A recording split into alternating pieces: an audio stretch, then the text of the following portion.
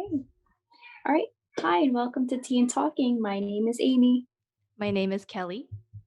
and today we are going to be talking about great love stories that we personally enjoy. I know. We actually meant to do, I know, we were trying to do hard. We actually meant to do this around Valentine's Day, but it was so hard for, us to meet up, and we just kept on having back-to-back snowstorms, and it was just, yeah, hence the reason why we're kind of doing a Zoom call too, because there's just so much snow on the ground. In Jersey is just too Oh, much. so much. Oh my Yeah. gosh. Like I think we've had 3 or 4 snowstorms already and the snow just keeps piling up. And it's like, So I don't know about your car, but with my car, I think the moment that I scraped all the ice off, there was another snowstorm. And then I was stupid. I scraped it off again and then another snowstorm. And at that point, I was just like, okay, I yeah. don't know. I don't Oh yeah, no, my back's been hurting from shoveling. It's fine now, but I'm saying before when it was just a repeat, it was just constant shoveling.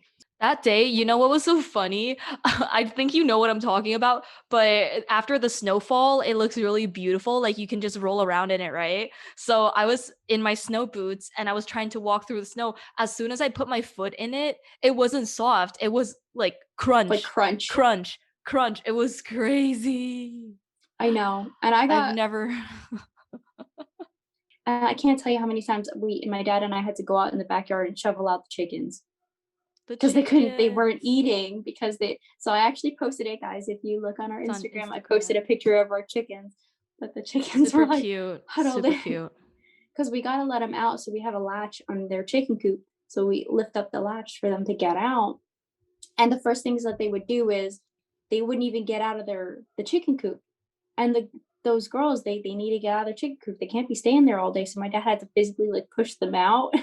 And what did they do? Oh, yeah. Immediately go under the chicken coop and just stay huddled underneath and get each other warm. Like, okay. How did you guys fix the problem with the raccoons? Because I remember last time they got like completely wrecked by. Oh, maybe I shouldn't mention this.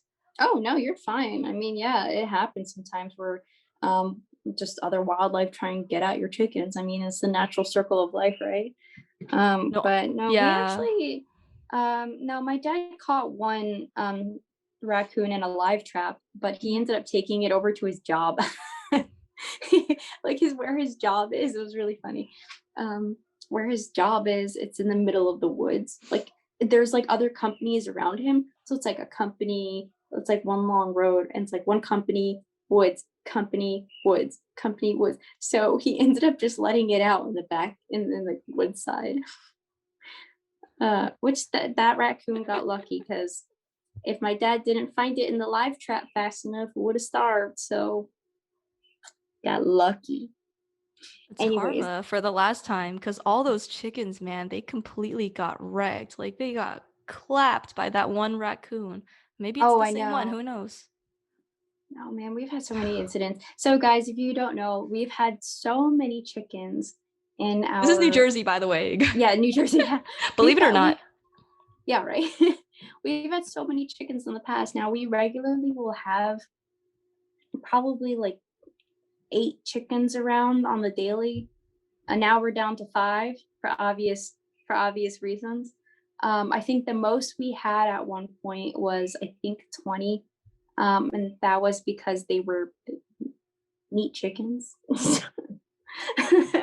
But anyways, so the point being is that a lot of these chickens, including the roosters that we had, they all ended up getting wrecked by owls, raccoons, and then my dad was thinking that there was I think it was a groundhog, or maybe I don't know if it was a groundhog or something else. But he was thinking one of them took the younglings, like when they were young and they were out. Even Um, groundhogs can get them? Dang. yeah. So there's a lot of different types of animals. I mean, you wouldn't believe it. Hawks. Hawks are like the Oh, number yeah. one for us. It's like hawks and raccoons. Those are the number like they're the ones that constantly come after them. But we've definitely had an owl before, and we know it's an owl because owls are the only ones that will. Actually, I don't know if I should. Say, they're the only ones that'll rip off a head. I was like, I don't know if I should say this or not because it's so brutal, but Uh, like they're one of the few yeah. wildlife that'll like, okay. Anyways, moving The on. So raccoons we gotta is go not into our subject. surprising. The hawks is not surprising. The owls for sure, but the groundhog is really surprising. Like Yeah, like even that little I guy didn't can. groundhogs. I didn't even know. Like this might sound silly, but I actually never knew for the longest time that groundhogs will eat other rodents. I thought they were Yeah. omnivores. Is that omnivores? Herbivores? No, omnivores. Oh my goodness, we're omnivores. Oh Omnivores? my goodness. Yeah, herbivores. Yeah, I We are always the thought they were lower on the herbivores ladder, because like we're they couldn't take omnivores. down We a eat chicken. both plants and yeah. I didn't. I was like, I don't know. I might be wrong on saying that too. So don't quote me on that because my dad's the one that knows all this stuff. I just help him take care of the chickens. Yeah. He's the one that deals with So, that stuff. so Anyway, anyway, so Amy, what tea are yeah, you before having we get, today? I was just about to say that. Would you look at that? You got me. So today I'm actually gonna have our Golden Life, the ruby black tea, and I think I just spilled some, but it's the whole leaves and stuff. These are so pretty. I'm not even kidding. So what tea are you having? I felt the same way, but about jasmine green tea. Oh, This time I really? put it in a little bowl. I didn't put too There much you because I go. am brewing it like kind of like, I don't want to say grandpa style because I'm using this ball, but yeah, Oh, I know. It like the last it would video just that be we made Western when we were style. trying to do grandpa style, I was like, I definitely need to practice doing this, like drinking grandpa style. Grandpa style is basically when you have large leaf teas, like our oolong. I think ruby black is a good one. A rose black is really good. Basically, anything that isn't as loose as the jasmine green would be ideal for grandpa style brewing because all you have to do is add hot water, maybe about a third of the way. Then you add your tea leaves, and then you add the water until it's about this full, and then you can drink it straight out because when you're using high grade tea, you're not getting particles and residue, miscellaneous, whatever. But for grandpa style, you don't even have to wake up the tea leaves actually because you're brewing it in that way. That's what I just Yeah, realized. true. But then again, you got it. That's where you really do have to think about what kind of tea you're using because if you're using low grade tea, you kind of don't want to not rinse it. But if you're using high grade tea, there's no reason that you would need to rinse it. So Yeah, you would rinse it either out. wake it up or don't. It doesn't matter. Oh, because Perfect. the reason why is because there's no pesticides, no pollen, whatever crud, dirt, miscellaneous objects in the tea. Yeah, because they'll go through an entire process of making sure that tea is Yeah. clean. That is very, very true. So Kelly, how about you give us your first love story while we're at it? Because I'm still serving myself some tea too. Well, my first one was actually I actually went from historically from old to I guess recent. The first love story historically was the physicists Madame Curie and Pierre Curie, and they were both in the field of science. Both were physicists, and together they won a Nobel Prize, like as a married couple, which is super cool. Power couple goals. And actually, Madame Curie was the first woman to win a Nobel Prize. And she also was the one that invented the concept of, what is it, radioactivity. Dang. So that was a Power very couple. smart woman. But after she met her husband together, they were able to do a lot of good things. And they really, really went into the field of science and they pioneered something. It was Yeah, that's notable enough to insane. win a Nobel Prize. So What a very, power very couple. cool. Dang, kudos to them. Yeah, but that Actually, was a I'm not long time ago. like there's a lot like I feel like growing up I forgot a lot of really important scientific people like I'm saying their names. So it's cool that you brought up a science one. That was really interesting because I didn't think about that. I just think it was So really cool that if you go into the same field, because a lot of times people, I think nowadays people get really toxic when they're in the same field as their partner. I know based on my own experience listening to people that I know. Well, I guess it wouldn't be my experience then, but anyway, it partners when they're in the same field, it's really difficult because sometimes they get competitive and weird about it, but that story reminds me of just how important it is to have that shared goal and to really make things work. And it showed me just how powerful it could be for two people to just work together and really be a team. If you think about it, that's what love is. You want to be a team. Oh my goodness, I'm so glad you brought that up because I'm sure almost all of our love stories is gonna revolve around that strength and unity for each other, right? All right, well then let me get into mine then real quick. So I chose John and Abigail Adams, and I'm sure a lot of people know about their love story. It's really famous, but I just had to bring it in. So John Adams, for those who aren't American, I guess, he was the second U.S. president, and the reason why their love story is so famous and popular was because um, John Adams had to constantly travel for his career in general. Before he was president, he was constantly traveling. He was a lawyer, and he was involved in so many different groups and entities, if you will, that he was just constantly not home and with his family, and it was really troublesome because back then you needed both the husband and wife at home. Like, the wife took care of the family, yes, but the husband was there to be a supporter, like the stronghold, and he was constantly traveling and I wasn't there. So they ended up writing letters to each other to just keep their bond with each other and just update each other with even the smallest things, like, oh, I would love to kiss you, like here and there. So I'm not talking about like erotic stories, by the way. I'm saying like, oh, like love you, like passing on a kiss to you type thing. It was really cute stuff. And they ended up having over 1,000 letters written between each other. So it's crazy. Like that's a lot, especially back then. Like it wasn't like how we can drive, use postal service can just like drop off mail. Like no, you had a footman. Just had to. It's a lot of mail. So So the I thought next that was time just so you cool. so the next time your crush tells you that he's too busy to text you back, just throw the whole guy away. Yeah, Just right. That's what I Think got about from it. it. I mean, seriously, Think yeah. about Like, it. especially back then, like with a phone, all you have to do is text, like just send a simple text. But back then, you actually had to sit down, get paper, get like quill ink, all this stuff, Oh, with write the it, and then on quill. top of that, seal it, the letter, and then pass it on. Like, you actually had to walk out and pass it to the footman, and then to do all that stuff. So it was a process. It wasn't like what we have today, not even remotely close. So no, when there's excuses of like, oh, I'm sorry, I couldn't text you. It's like, okay. You could just say I'm alive. That's it, and that's good. That's okay. So what's your second one? The second one is going to be another power couple.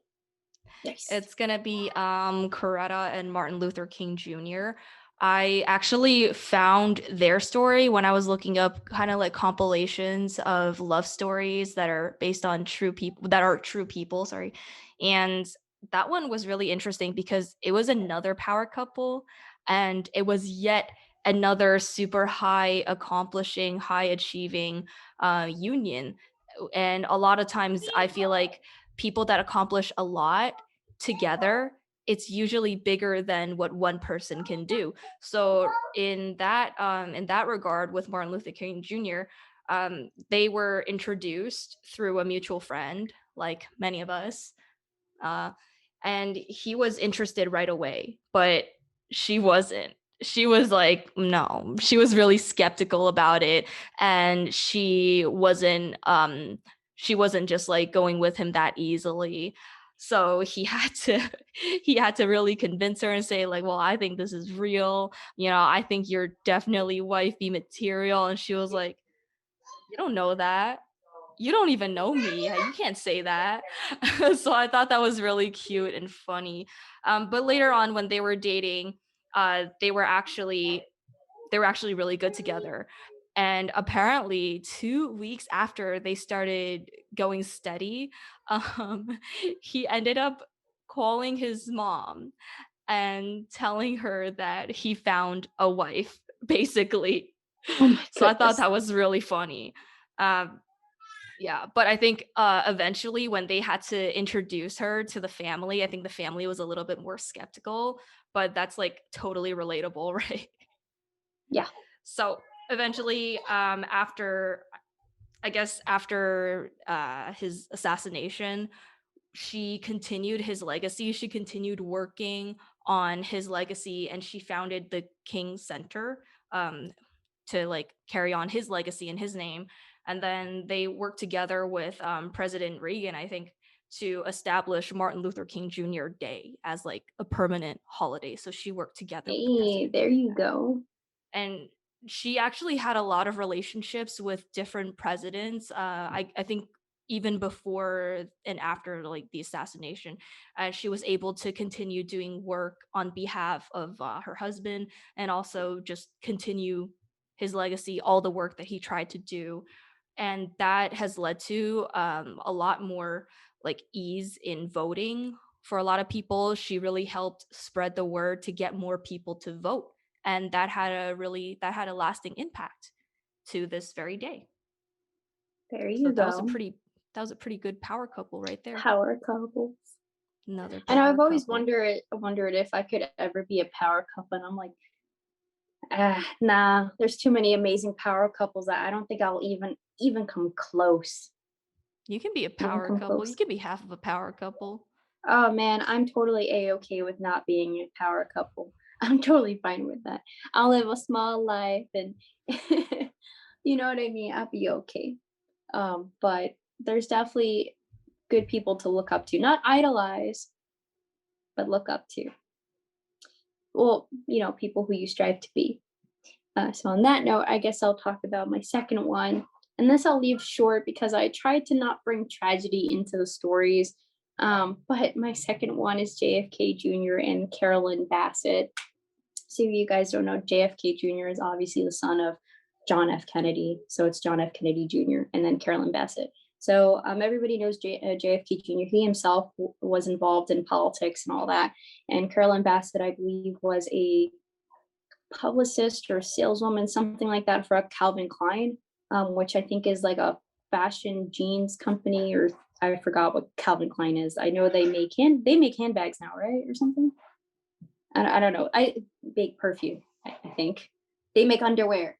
That's what it is. They make underwear. Anyways, so the reason why I mentioned them is although their marriage was cut short because they both passed away in a plane crash in 1999. So they were together from 1994 all the way until 1999. Um, and I think they met through like a friend, same thing. They met through a friend.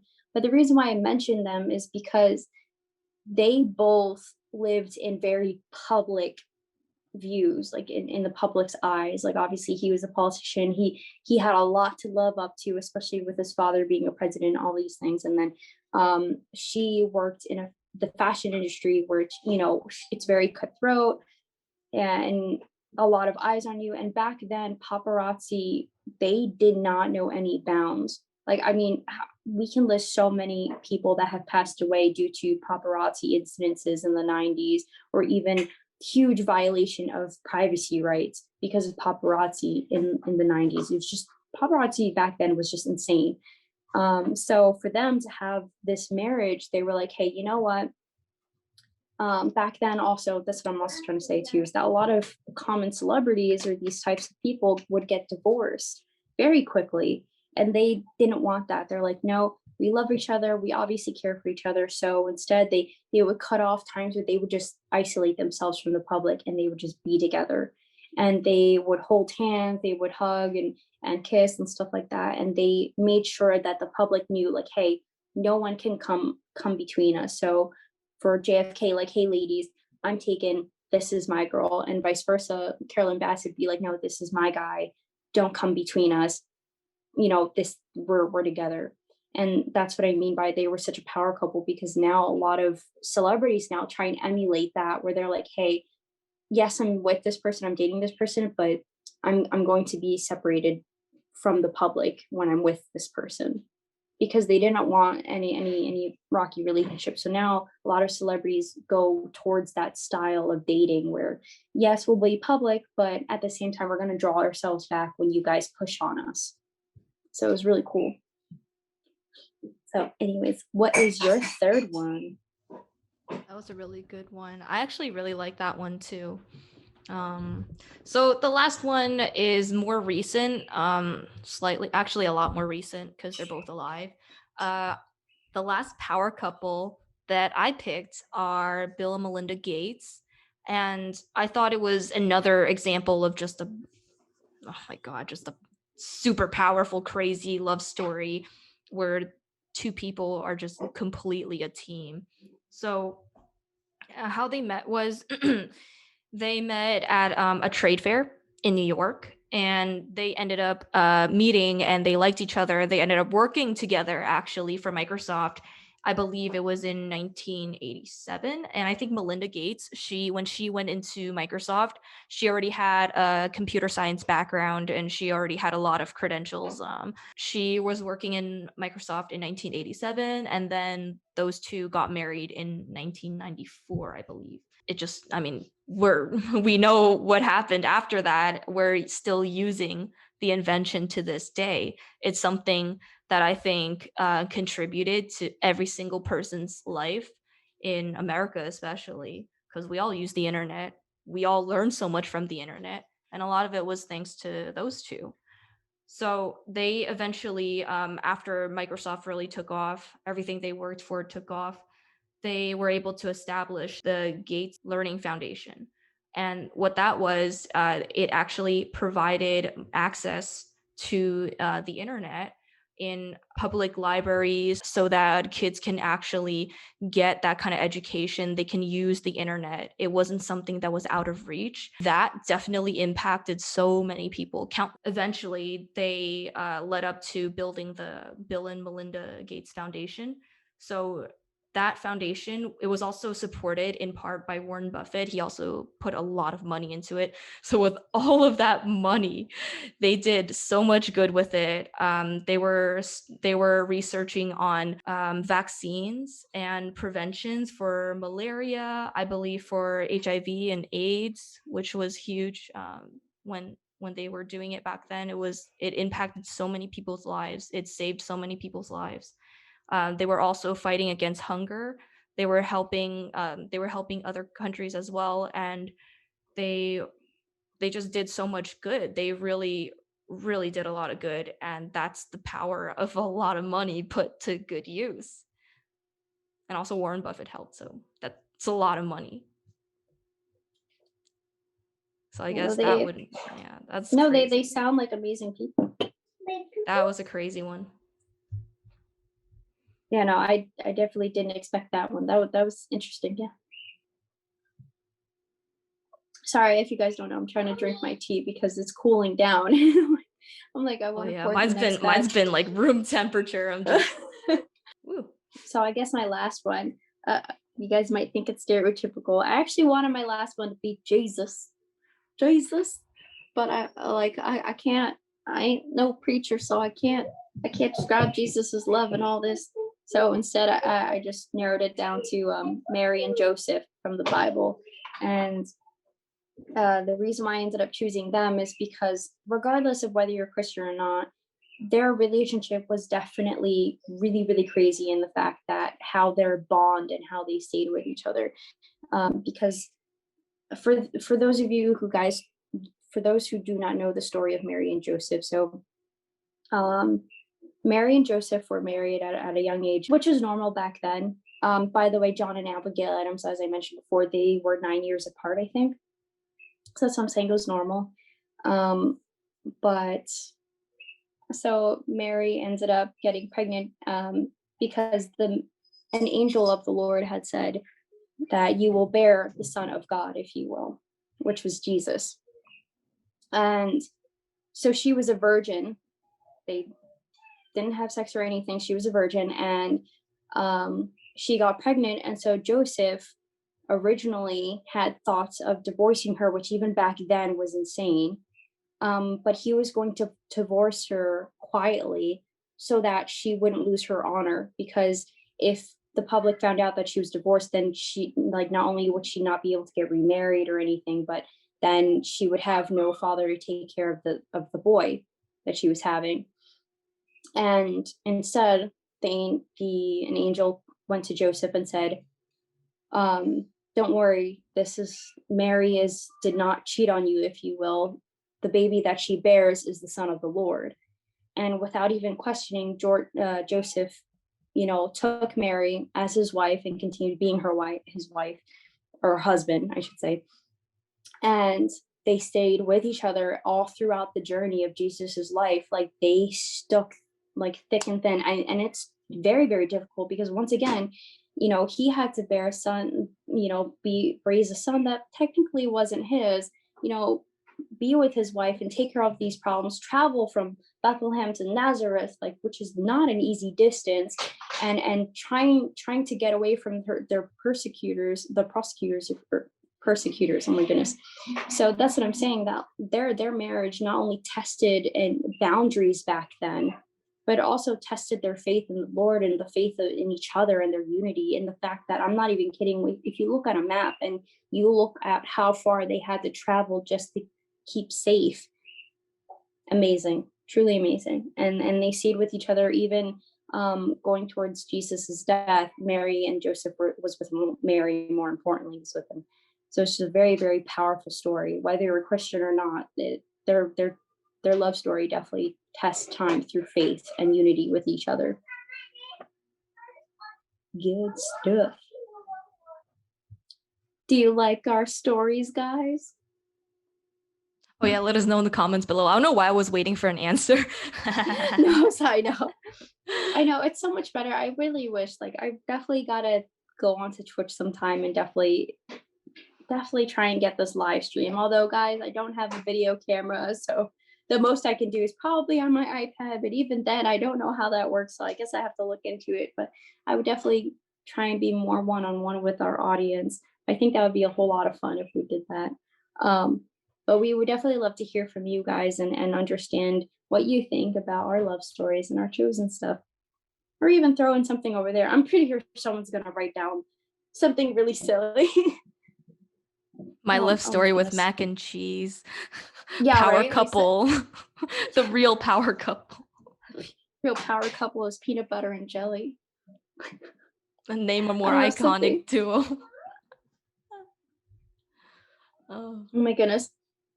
I don't know why, but in that moment when you said name a more better iconic duo, I don't know why, but I thought of the Mr. Sketch markers, the scented markers. Do you remember that brand, the Mr. Sketch Smart? Do they still make those? But where's the duo, Amy? I hate to ask, but where's the iconic duo? That's what I'm saying. I don't know why, but I thought about that. I was like, but why? Markers and fruit scents. Name a more iconic duo. See, I finally realized that I was breaking. I've been trying to practice my tea etiquette. I just realized I sipped it like a cup and not this way. Remember, guys, you gotta sip it this way, not this way. And I was doing that. You gotta do the little claw. Yes. The little T-Rex hands, Oh, I can't do that with these because, guys, this is actually our Golden Life, our little teapot and the cup. But this one's a little bit bigger than, we actually have smaller cups that are probably like half an inch to an inch smaller than this. So this one's actually a deeper set cup. So it's hard for me to do the T-Rex hand where it's like this. The T-Rex hand. It's hard. Anyway, so guys, thank you for joining us on Tea and Talking. I would love to hear what you guys think, and definitely feel free to join us. We love to hear comments, so please, guys, comment on our videos. We really want to know what you guys think, and let and if you guys are ever interested in what we want of tea, or like what we like of tea. We have so many different types of tea that we could share with you guys. So much. Like I said, each time we start a video, we introduce a tea that we're drinking. Like you'll definitely find something that you'll enjoy. Oh, and by the way, Kelly, or maybe this way. I don't know which way the camera's gonna go. I'm everywhere. Yeah, please Omnipresent. this way. I don't know which way. Anyway, so Kelly has actually been writing some blogs each time we have our classes. So check them out on our website on tntalking.com, right? We also have our own blog on Tea and Talking, and that's run by Amy. So if you guys are looking for recipes, tips, or just general lifestyle content about our teas, which teas are good, which teas Amy are enjoying right now, you should check it out on teaandtalking.com. Yes, there's so much content that we're trying to put out there. And definitely follow us on our Instagram, on our Facebook. What else? I think we have Twitter now. Twitter, Pinterest, and Yeah. TikTok. Oh yeah, that's right. We're on TikTok now. So yeah, let's go. So definitely check out our content. And if you want free teas, go on goldenlifetea.com. We're doing free samples. 200 samples are given out every month. All you do is pay for shipping and you can try all of our teas. Yeah. So thank you guys once again. Right. Bye-bye. Bye.